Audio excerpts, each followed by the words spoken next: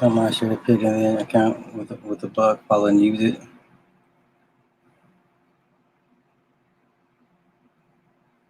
CB30, what's happening? Edward, hey. Thank you guys for tuning in. Yeah, all's good. I have no complaints. I have no complaints. But you DM the person? Yeah. Down, what's happening?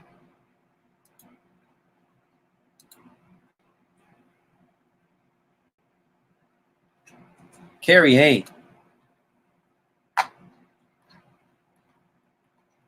Oh, I'm gonna get it together.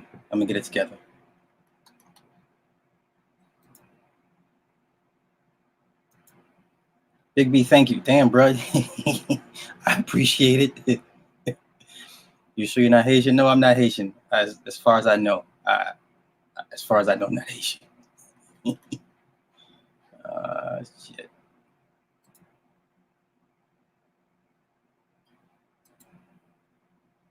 DJ, hey.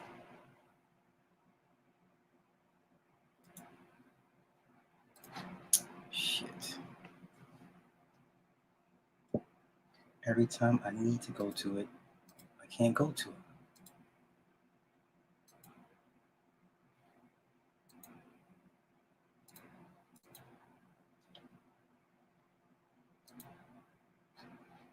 Inbox.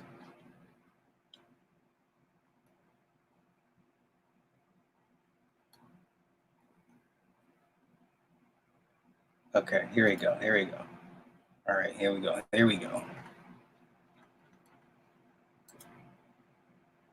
CB30, I appreciate it. Thank you. Okay, I'm gonna get it together.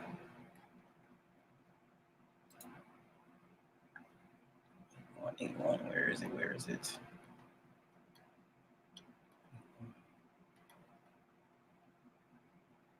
There we go. All right, I found my program. That's what I was looking for. All right, let's get into it. Oh shit. Okay, everybody on the main channel. Mika, hey, what's happening? Shogun, no delays. It's me. Candace, I'm sure I'm not Haitian. Last time I checked. Cupcakes, hey. Ryan, hey. Oh shit. Y'all can hear me? We're good? We're good to go? All right. My bad. I got too many things going on in my head. So let's get right into it. Welcome back to another episode of the Morningstar show featuring Super Slot 75. Let's see here. Shout out to producer Cindy Ashby. Visit us on www.onthewakeupradio.com. We're on SoundCloud, YouTube, iTunes, Google Play, Stitcher, Spotify, and now iHeartRadio for the replays. I'm not sure if I'm gonna do a call in tonight. I'm not sure, but I'll post the Google number, and after an hour or so. Find me on YouTube under Super Slot 75. Backup channel is Heavily Flawed Individual. Merchandise is always on teespring.com/Super Slot 75. Rollo, appreciate it, brother. Thank you. Patriots are gonna win. Okay, they're gonna beat the Titans. At the very least, they'll beat the Titans. But I appreciate the super chat, brother. Also, please feel free to donate any amounts that go to a website and airtime. It's labor of love, but we still live in a costly world.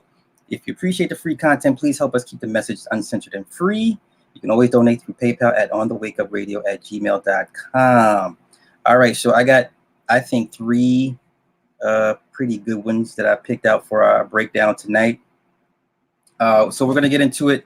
The first one, I missed it in the theaters. I had every intention to go see it. We're going to talk about Ad Astra.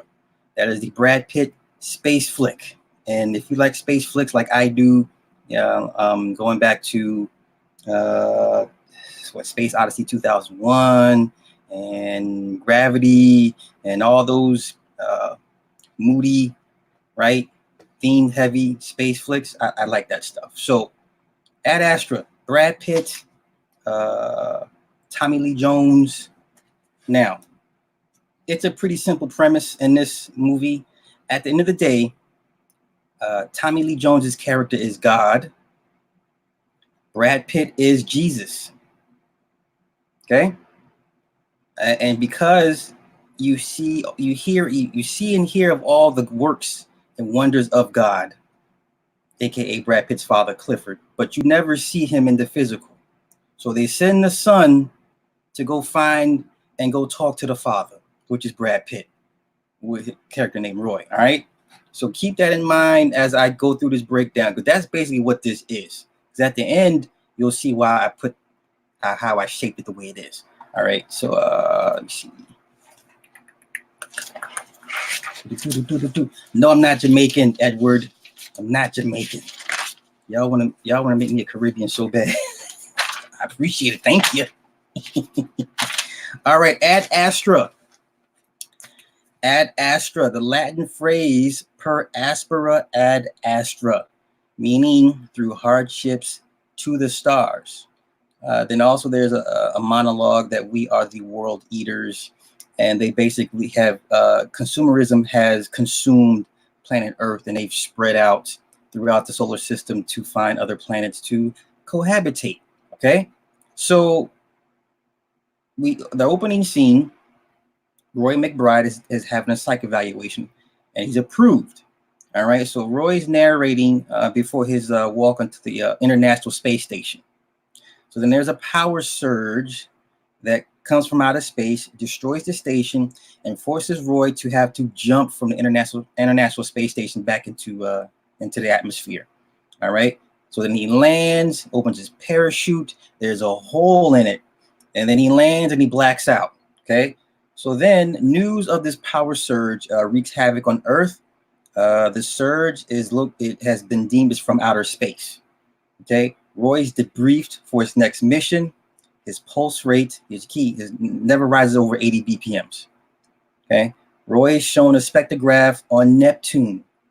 It is the origin of the surge. He's asked about the Lima project. Roy's father, this is Tommy Lee Jones's character, was the astronaut on that project. He was the commander of the crew on the Lima project. 16 years after his ship launched, it disappeared. Okay. He's asked about his feelings over his father's absence. He's told they believe his father is alive on Neptune. The surge is an antimatter reaction. The Lima project was powered by antimatter, and Roy's father was in charge of it. The constant surge of antimatter threatens the future of the entire solar system. Roy is asked to go to Mars to send a personal message via laser to his father at the Lima project. Okay. The base on Mars was the only one not destroyed by the surge. They need Roy to send a message to his father to track him. There's an ulterior motive that the United States Armed Forces. This is who he works for. The United States Armed Forces Space Division. Now, did we not have Trump just recently fund the Space Force? I mean, this all started with Reagan back in the 80s with Star Wars, but did we not just have Trump fund the Space Division program? All right. So this is they're dropping hints. Okay. Roy watches old messages from his father. Roy meets Colonel Pruitt. The colonel knew Roy's dad. Okay. Colonel and Roy have small talk. Roy says he thinks his dad is dead. Colonel says he thinks his father is hiding from them. Roy sends a message to his estranged wife. During Roy's narration, he admits to compartmentalizing everything. Roy boards a commercial flight to the moon. A commercial flight to the moon. There are war zones on the moon over mining districts. So far, 43,012 people have died from the surge on Earth. Roy asked the colonel the last conversation he had with his dad. His dad called the colonel a traitor for leaving the project. There are pirates on the moon. It's a complete war zone. Roy spent 3 tours in the Arctic Circle when giving his background to his escort. There's an airport on the moon. There's an Applebee's. So Roy, the colonel, and the crew are attacked by pirates on moon rovers. So they're riding on the moon, And here comes like these three rovers, and they're shooting lasers at each other, right? Colonel, so they escape. After when they get to the dark side of the moon, that's where they're going to, the dark side of the moon. The Colonel tells Roy he won't be able to make the trip to Mars. He gives Roy his space comm and classified intel. Colonel Pruitt is taken in for emergency surgery. The trip to Mars will take 19 days.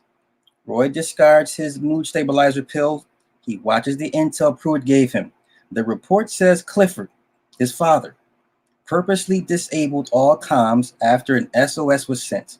The mission is to find and kill Clifford to stop the surges. This is why they want him to send a message to track his father. Clifford was the first man to Jupiter and Saturn. The crew receives a distress call from a Norwegian biomedical ship. So on their way to Mars, they come across this ship giving a distress signal. They board the ship.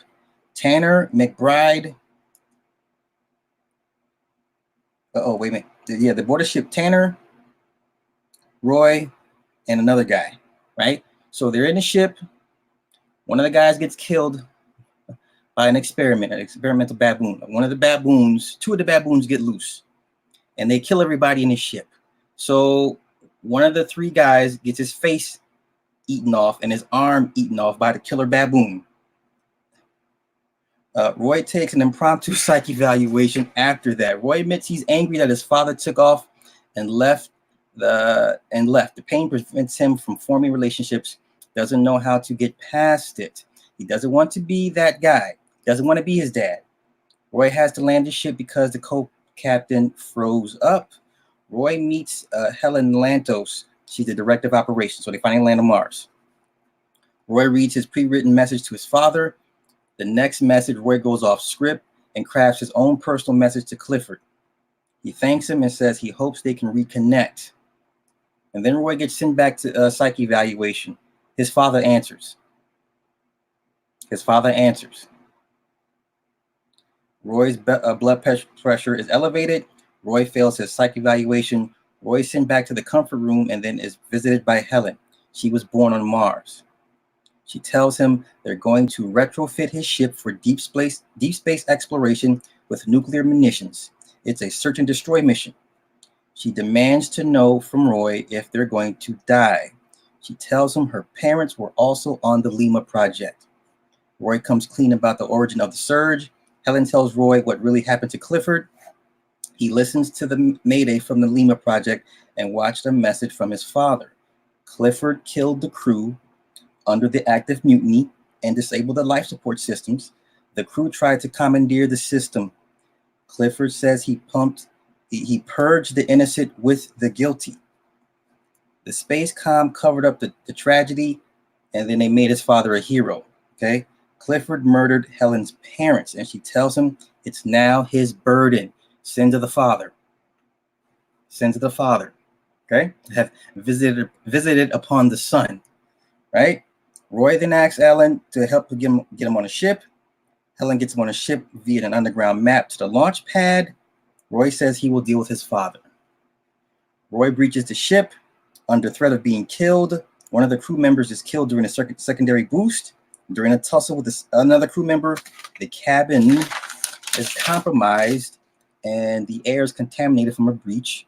And the two remaining crew members asphyxiate, leaving Roy alone to pilot the ship, the Cepheus, to Neptune. The same actions and circumstances his father took, almost. Okay? So the son is becoming the father.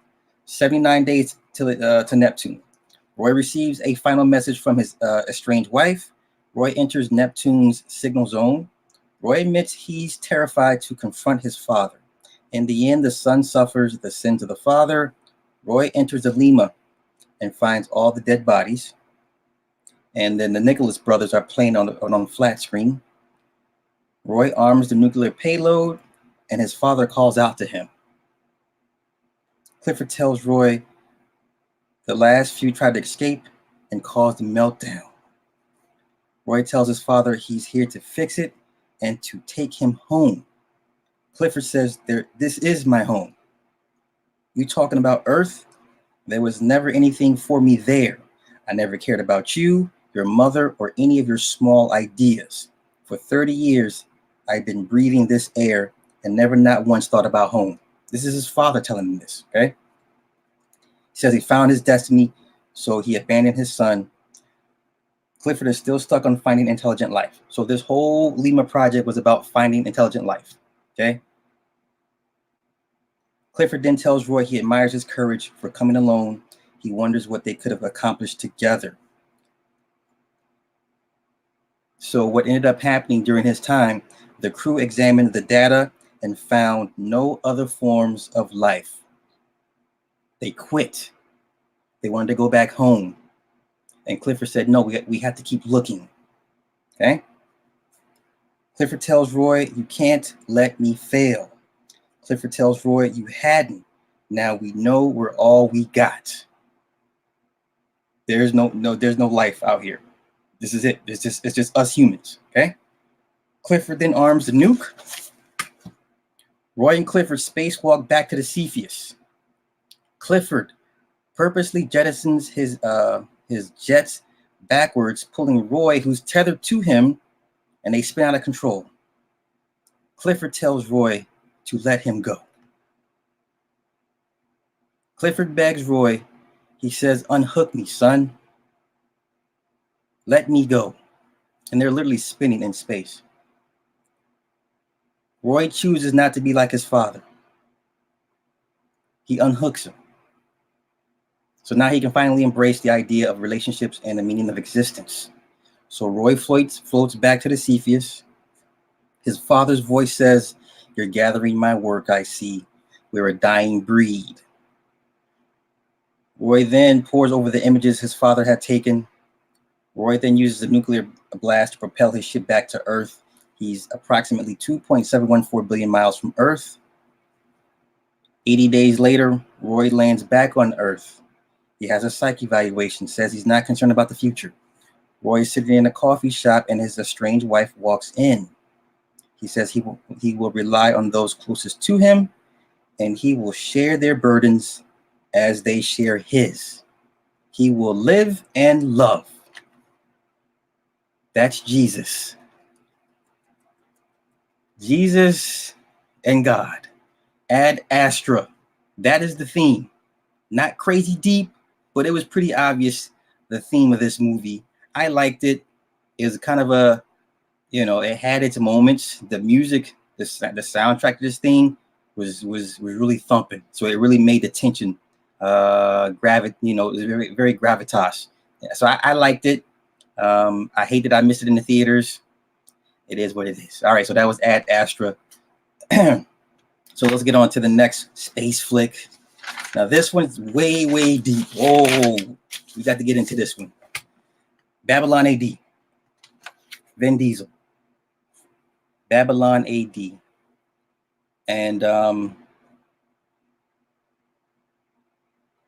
so here is a term I would have you all look up. It's called parthenogenesis. Now I've spoken this thing before. Parthenogenesis is the idea, belief that women were able to basically fertilize themselves, their eggs, and give birth without the semen from a man. Now, there are reports of women in Africa, young women, actually experiencing parthenogenesis with their hymens attached. The last story I came across was from 2017, that there's scores of young women winding up pregnant with their hymens attached. No sexual intercourse. Now, I'm not the biggest proponent of the whole we came from women. If you want to believe the whole androgynous creature being is mainly women and then it's split into, I don't want to get into that. I'm just telling you what the theme of this movie is, or one of the themes, okay? And then I'll break down later why they chose this particular theme, some of the imagery. All right, so basically, you have parthenogenesis, you have the Virgin Mary, you have the Immaculate Conception, okay? Now, also there's 15 minutes missing footage from this movie. This movie was a lot of it was a hard movie to make. A lot of problems they had on the set, a lot of friction between Vin and the writer and the director. Even the director hates this movie. So it was a lot of things they cut out that unfortunately we don't know what else they're going to show into this, but they gave us enough to run with. So this came out in 2008. This is from the book called Babylon Babies. All right. So let's get into it. All right. So there's a narration about Save the Planet. It says God gave us what we have. It says God gave us what we have to see how we'll use it. Okay. Turap, the main is Vin Diesel's character. He has a vision during a shootout and awakens 6 days later, earlier in New Serbia. He's wearing an Africa shirt. Africa. You know how Africans say Africa, right? In their accent. So he's wearing a shirt with that particular dialect, which was awfully, awfully odd. That was the first thing that stood out to me. I'm like, why is he wearing an Africa shirt, right? So then he has a slong tattoo in Russian. Now, mind you, this is he's a mercenary that lives in Russia. So there's this Russian culture, a lot of Russian symbology into this. Okay, he tracked down an Asian dude that sold him a bad pistol. Now the sigil tattoo on his neck, it's from the gate of the Necronomicon. If you read the Necronomicon, then you know that sigil. You know exactly what I'm talking about. It is a protective symbol symbolizing man, the creator, and the watchers. Okay. The tattoo on his left hand, it reads Slon. It means elephant in Russian, which stands for Solovetsky Lager Osobogo Nas Nachenia. In other words, it's the Solovetsky Special Purpose Camp. That is the name for a gulag camp in Russia from 1923 to 1933. And if you know anything about the gulag in Russia back then, that was no joke. That was a death camp. It was one of many death camps in the early 20s and 30s in Russia. Okay. This is in this movie. This is what this is. All right. And then later on, that symbol became adopted amongst criminals. It means death for cops from a knife. Now, getting back to the story, Carl breaks into Turap's home. Carl was sent by Gorsky to hire Turap.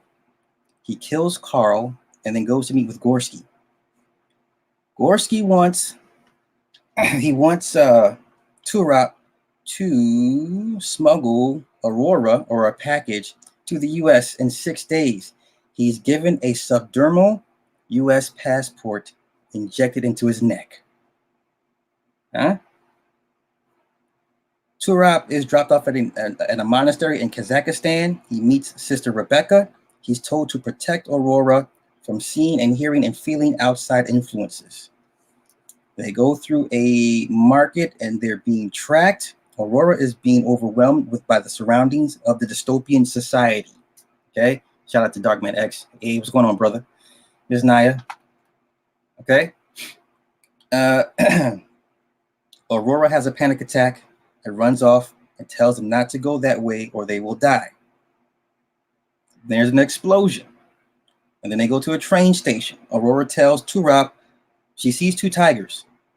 So after she sees the tigers, Aurora tells Turap the tigers in the cage were clones because the Siberian tigers went extinct in 2017. Now, in this movie, the year is 2058. Okay? So she says they were clones. The last ones died in 2017. Turap said they were second-generation clones. Aurora says they're living creatures by God. Turap says they were organic machines by man. Aurora says God made man in his image. So what man creates is also God's will. What? Turap says God must be pretty fucked up to make man in his image. Okay. They arrive at Vladivostok, Russia, at a refugee camp. Then they go to a club. And then one of the cage fighters is fixated on Aurora. He picks up on her instantly. He tells one of his buddies that he needs 3 passes to America. Aurora is still watching a cage fighter. Turop is then offered $1 million to abandon Aurora. These hijackers are tracking them, so they approach him and say, "Hey, we'll give you $1 million to leave her, walk away from her." He says no. They're being chased. During the fracas, the cage fighter protects Aurora. It begins to fight Turop. Turop gets the upper hand on the cage fighter and has him in a rear naked choke. Aurora stops the fight and then runs off with the mercenary sent by Aurora's father. Okay. Rebecca and Turop catch up to the to the hijackers, and they retrieve Aurora. The trio fight to board a submarine. If you remember in this movie, the submarine came from under the ice, and you had a bunch of people fighting to get on. They fight their way onto the submarine, and in the process, so then during the process, as it's submerging, they're shooting people off the submarine. People are drowning, trying to get onto the submarine. Aurora becomes upset, and she goes to the controls and begins to operate the submarine. Now, mind you, she's never operated a submarine. She's never been on a submarine. She's never been anything near a submarine, but she knows how to operate a submarine. Okay. So then she can feel the the refugees dying as they're drowning in the water. She's an empath as well. Rebecca tells Turop her behavior began to change 3 months prior. At age 2, she could speak 19 different languages.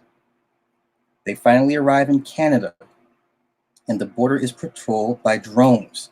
Turop is injured while destroying one of the drones. They finally arrive in Kitimat, Canada. The High Priestess is told they're in Canada. This is who he's supposed to return her to, the CEO of Neuralite. The trio fly into New York.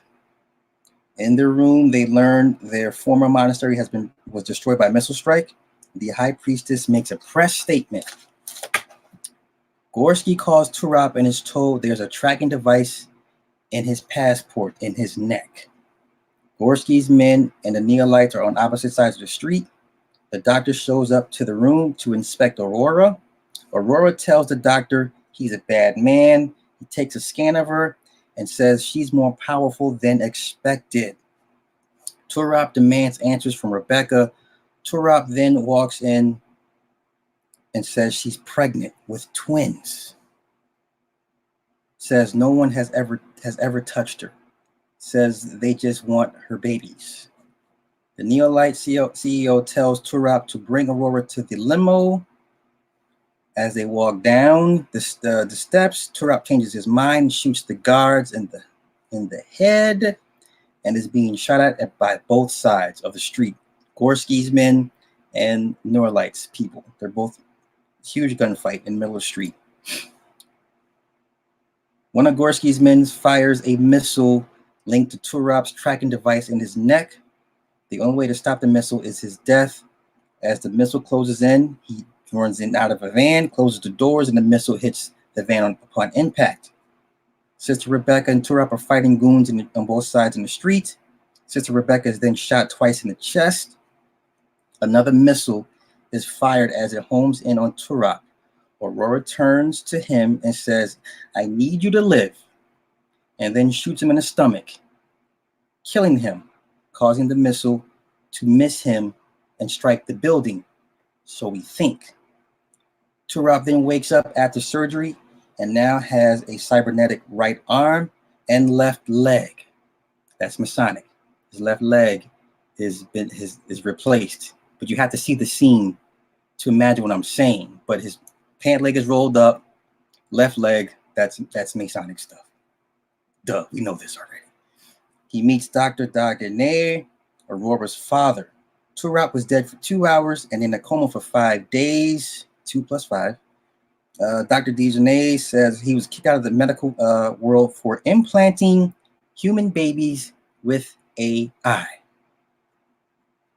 The Neolites hired the doctor to create a supernatural human being with a complete knowledge of the world imprinted in her memory.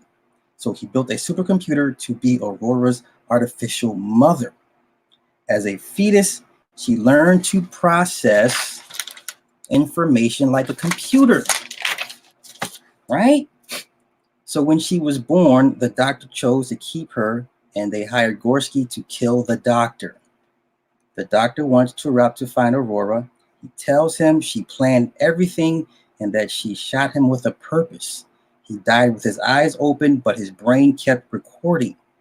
The doctor says they need to rewind the tape and fiddle with his memory. So then they hook him up, play back the images, the moment he died, before and after. Then back at the CEO headquarters, the Neuralite CEO berates her employees for failing to find a single DNA from Aurora to rebuild her. They were going to use Aurora as the basis for their new world religion. The CEO is then told Turap's body was stolen from the morgue. Turap is being prepped for his memory read. Flashbacks are shown. They explore his childhood, his war campaigns, and his final memory of being shot by Aurora. Aurora shoots Turap, and she stopped the missile. So when we thought it hit a building, it was her actually stopping the missile. The babies are the ones that protect her from the blast. They're guiding her now. The doctor says humans have stopped evolving at a critical rate. Machines have evolved further in the past 200 years. The doctor tried to correct mankind by creating a Virgin Mary. The Neuralites found the doctor's base. Gorski is blown up by the CEO via a nuclear strike. The CEO then confronts the doctor and says she belongs to her church. The CEO then shoots the doctor in the head. Turap is taken to a cabin in the woods and finds Aurora. 6 months later, Aurora gives birth. She was designed to breed, a prototype. Aurora dies before childbirth. As she's dying, she then tells him, "You're their father now." Now there's an alternate ending. The alternate ending is Turap has the twins. One twin looks like Aurora. The other twin looks like Turap. Turap is a mixed, he's a mulatto, okay, basically. And he's holding these two, one white baby, one mixed mulatto baby. And that's the alternate ending for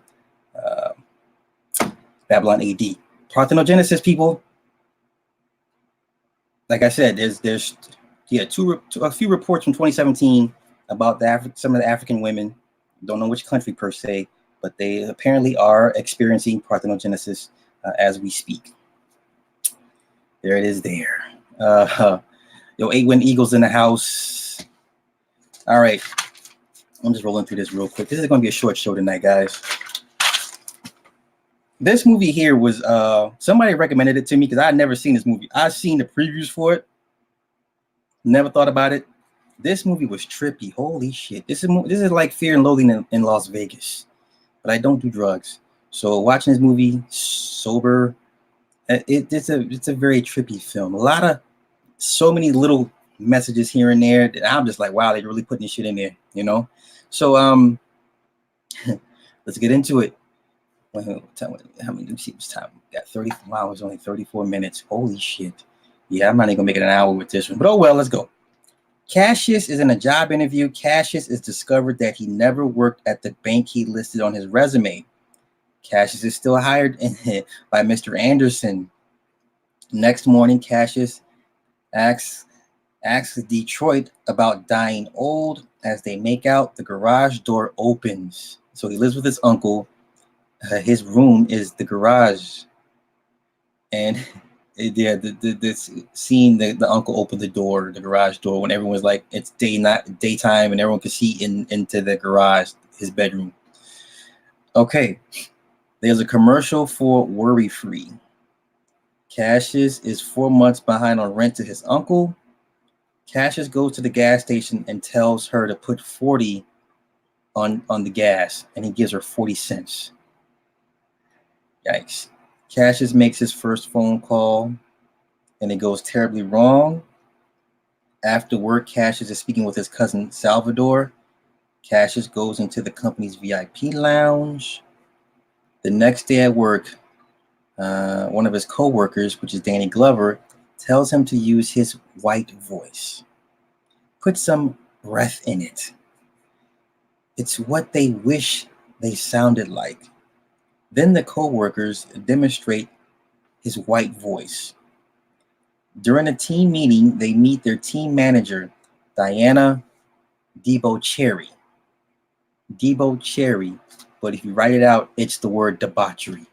Salvador says, "That's debauchery."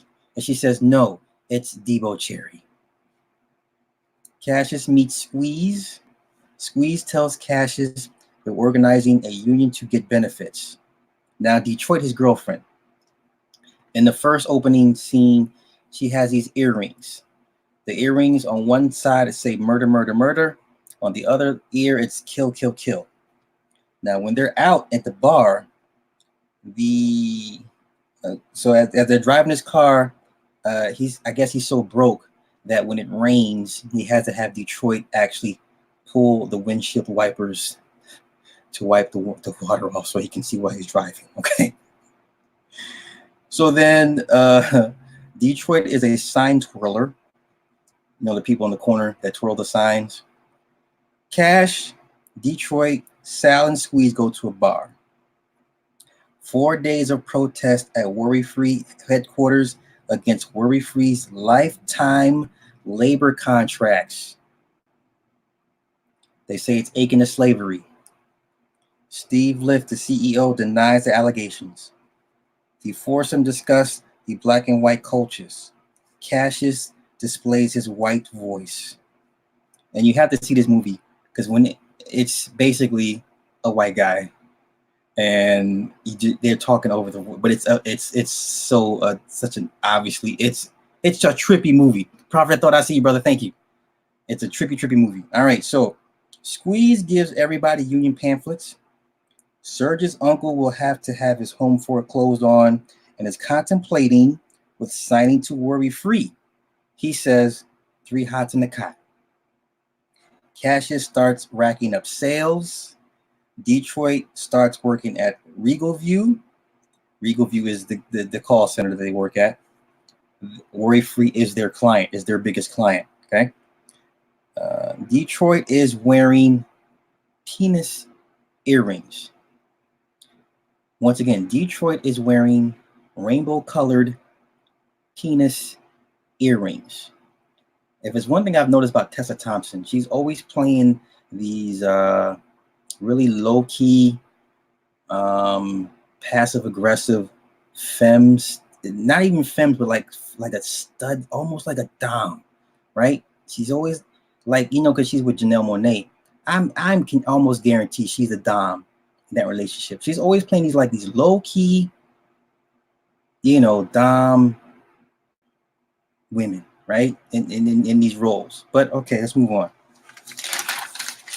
So then the newspaper reads, the Senate clears Worry Free of slavery charges. There's a TV show called I Get the Shit Kicked Out of Me. It's the most popular show in America. 150 million people watch this show every night. A white woman is punched repeatedly in the face until her nose starts to bleed. Okay. Danny Glover's character, he compares being a power caller to the regular callers as apples to the Holocaust. Detroit tells Cassius she thought he was going to pop up to her gallery. This is important. Detroit says, when Cassius says, you said don't come because your friends were helping. Detroit says, don't listen to what I say, listen to what I want. What? Wait. Once again, Cassius says, you said don't come by because your friends were helping. She says, don't listen to what I say, listen to what I want. Damn. Oh my God. Okay. Moving on. Detroit is now wearing earrings of a man in an electric chair. So imagine the death row symbol. The guy in the electric chair, she's wearing these earrings. Okay. Then there's a billboard that shows the world. It says, show the world you are a responsible baby daddy. It's a picture of a black man on a couch holding a 40-ounce and a remote. On the bottom, it says, sign your family up for worry-free. And then later on that night, the billboard is defaced and partially covered up, showing the word free, and left eye has been spray painted on the billboard. The next day, Squeeze is giving the employees a rundown for the work stoppage. Squeeze gives a speech and orders phones down. Cassius has been sent upstairs to the power callers. Got a promotion. Big dog Nick Taylor's in the house. In the elevator, the voice says, you're in your sexual prime, the top of the reproductive pile. Worry Free is Regal View's biggest client.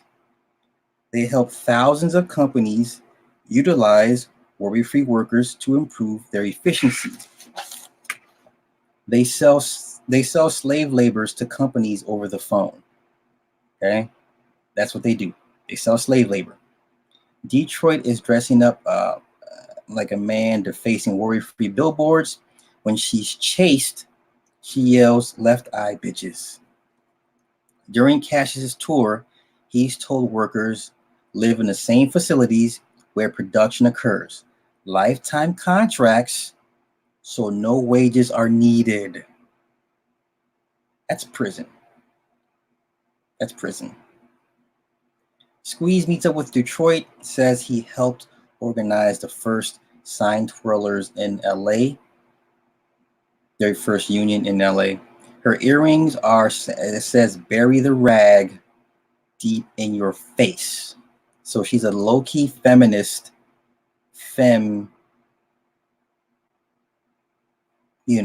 woman. Okay? Cassius is late picking Detroit up. He tells her he's a power caller now. She asks him, what does he sell? He avoids the question. Detroit goes on a rant about how capitalism was started by stealing labor from Africans. The next day, Cassius crosses the picket line. Tensions rise amongst him and Salvador. In the elevator, the voice says, I hope you didn't masturbate. We need you sharp today. Cassius is giving a worry-free campaign. Cassius gets a cash advance and saves his uncle's house.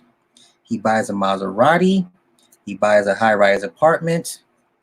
There's an MTV edition of Worry Free showcasing their cramped quarters. Regal View telemarketers strike has made the news. Cassius is using his white voice without even knowing it.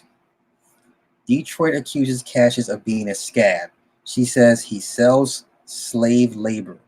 Cassius says, what isn't slave labor? Then says she ain't gonna do shit with selling art to rich people. Detroit tells Cassius if he crosses the picket line, they're done. Cassius continues to get a police escort to work. His supervisor takes a dab of his blood after he's been hit in the head with a can. Cassius is then invited to a party by Worry Free CEO Steve Lift.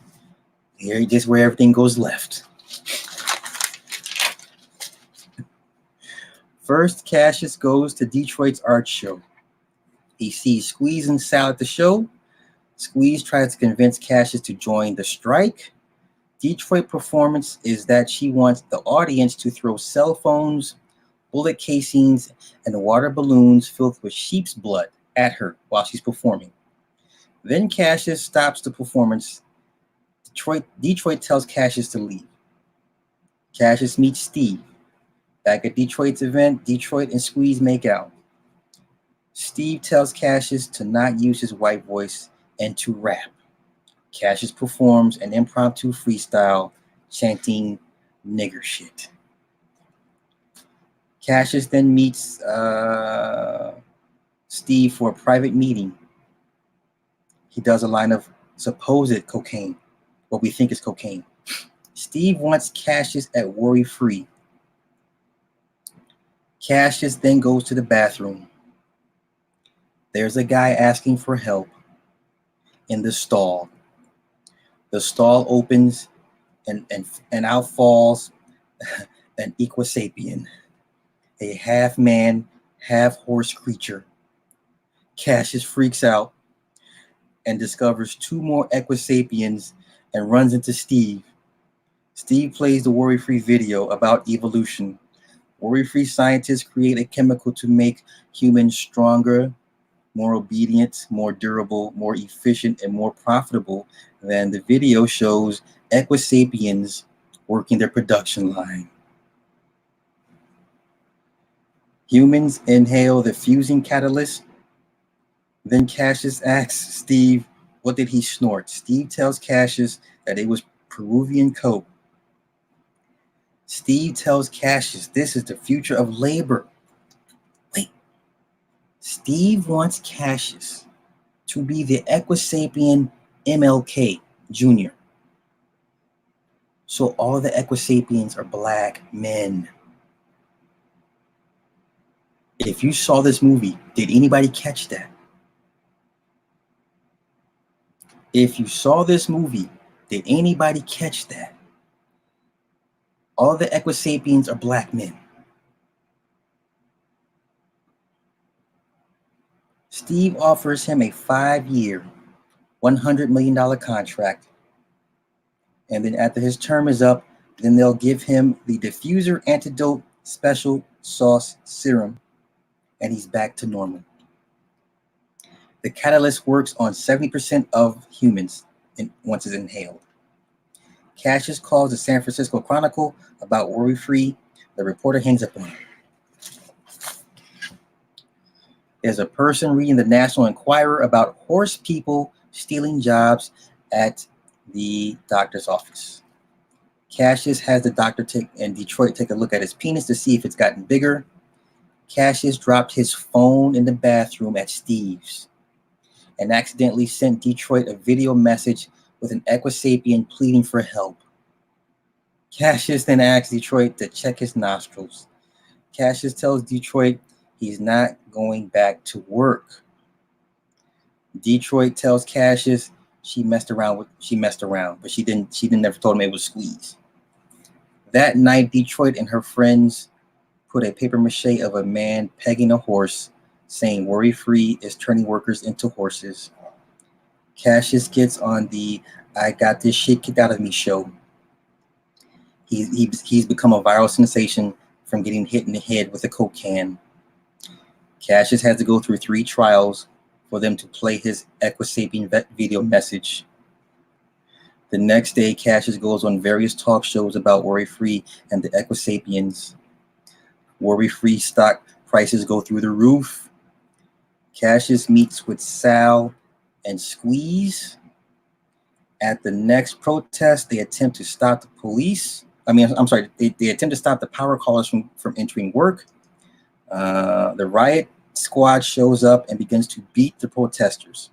Cassius is then knocked unconscious and locked in a paddy wagon as he watches the equisapiens begin to fight back.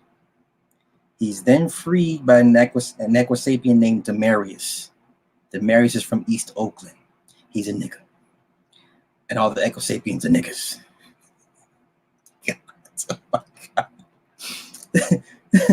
The next day, Cassius gives Sal his Maserati as a form of an apology. Cassius is going back to work at Regal View, and he moves back to his uncle's garage. Cassius all of a sudden then bends over in pain and shows Detroit he's growing a horse's nose. He has a horse's snout. The next scene, Cassius and the equisapiens break into Steve's house. And scene. Holy shit, I didn't see that one coming. I don't smoke, so this is one of those movies you would have to be high to watch. But yeah, the equisapiens are black dudes. They're all black dudes. They don't wear clothes, so they run around naked and they're all buff. and and they got the horse thing, the horse phallus. Wow, right? The whole slave labor thing that was pretty. That was pretty trippy. That was pretty trippy. And let me see where am I at? How many minutes I'm into this? 51 minutes. It's nice that I wasn't high. Yeah, that's it, guys. I'm sorry it's so short. I really thought it'd be a little bit longer. I'm not really up for taking calls. I have a long day tomorrow. Let me say this before I get off. The baby, the rapper from North Carolina, he's gonna have to re-up on that contract. That's why he's going through what he's going through. They want him to re-up on that contract, and he will, because he has no choice. Can I talk about the Iran situation? Iran, last time I checked, is still one of the few places that doesn't have a Rothschild bank in it. Listen, at the end of the day, we still got to go to work the next day. Still got to pay taxes. You still got to feed yourself and your family. I don't concern myself with elites, the games they play at that level, because it's above my pay grade. Here's the thing with the whole World War III thing. You know how many world wars we've had? This is like World War 7, 8, 9, or 10 at this point. The Desert Storm was a world war. Just because every country wasn't involved fighting, you had enough of it. Okay, so the World War III part, we're past that. We've had so many world wars. So we're at 7, 8, 9, or 10 at this point. So yeah, the baby's gonna have to re-up on that contract, and like I said, he will, because he has no choice. He's fucked. He's fucked every which way, and on Sunday he's so done. Because at the end of the day, if he doesn't, he's gonna sit in jail. But you'll watch when the next few weeks, as this case dissipates and gets knocked down to misdemeanors, or it gets thrown out. That's when you'll know he re-upped on his contract. He has no choice. Okay. So who the baby? It don't. At this point, he'll give up anybody, whoever's left in his family. And he's going to have to do some things his damn self. So mind you, this is the dude that killed somebody. This is the same dude that performed, mind you, in his underwear for record execs. So that tells you he'll do anything. This dude performed in his underwear for the A&Rs when he got signed. So he'll do whatever at this point. Meg is the next big thing. So she's being a good girl. She's being properly rewarded. But I feel bad for these kids, because their contracts ain't what it used to be. It ain't what it used to be. You don't get the same run out of it like you did 20 years ago. So, it is what it is. But I'm not gonna ramble on here too long. Yeah, that's pretty much it for my movie breakdown. Sorry, it was kind of short, but I'll try to make it for next time. Yes, Edward Bailey. I will sit down and watch Body and Soul and the other ones, but I'll do Body and Soul for sure. Yo, yeah, Dame Dash with the R. Kelly thing. Dame Dash has no integrity. That he has no honor. He has no honor. You've been milking this Aaliyah thing for 20, 25 years. But so that's what they do. So with that being said, I'm gonna get out of here. Thank you guys for hanging out. Everybody that super chatted, Big B and CP30. Rallo, thank you for the super chats, guys. So 666, yeah, 666 Park Avenue Syndrome. So yeah, I'm gonna get out of here. You guys have a good night. Peace.